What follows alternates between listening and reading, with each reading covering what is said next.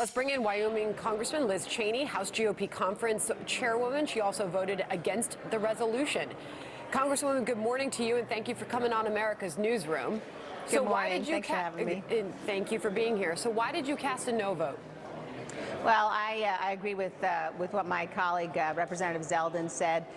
We've seen now the Democrats struggle to simply put on the floor a resolution that condemns Representative Omar by name, that strips her from her membership of the House Foreign Affairs Committee.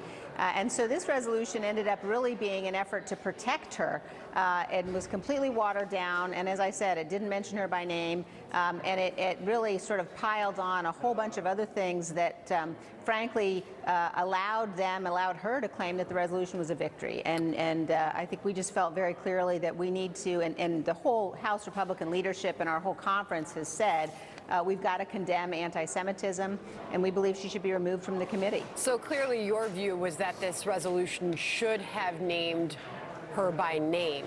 It did not, as you just heard from your colleague Lee Zeldin. He felt that it was watered down and it was spineless. The president, as he was departing the White House earlier, weighed in on it as well. Here he is. I thought that vote was a disgrace, and so does everybody else. If you get an honest answer, if you get an honest answer from politicians, they thought it was a disgrace. The Democrats have become an anti-Israel party. They've become an anti-Jewish party. It wasn't just Republicans that weren't happy with the vote. Even though all Democrats voted in favor of it, many weren't happy about it. Congresswoman Eliot Engel of New York, Ted Deutsch among them.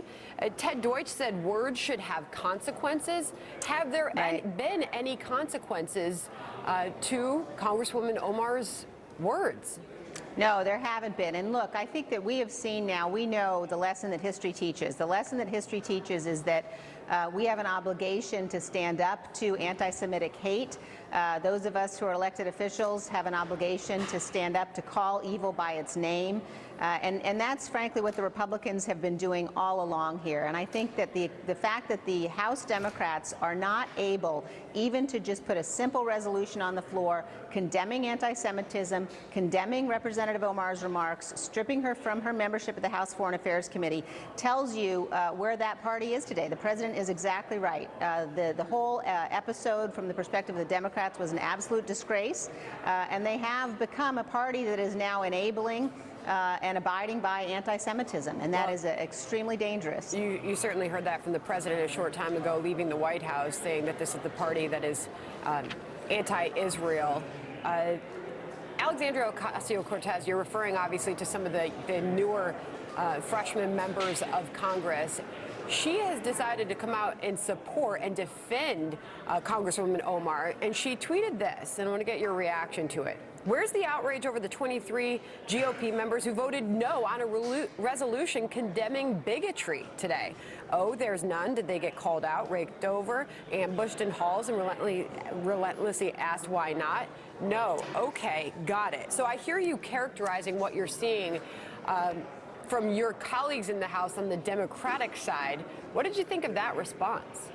Well, listen, the outrage is that they were not able to even put a resolution on the floor condemning Omar, that the resolution they put on the floor actually protected her. That's the outrage. That's the outrage we all feel. I think it's very clear. And I'm really sorry, but I got to run because we're just about to wrap up our last vote here.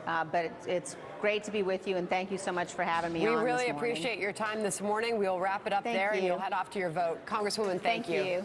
You too. Bye-bye. Another alert here. Chelsea Manning apparently has just been ordered to go back to jail, refusing to testify before a grand jury that's investigating WikiLeaks. Manning's the former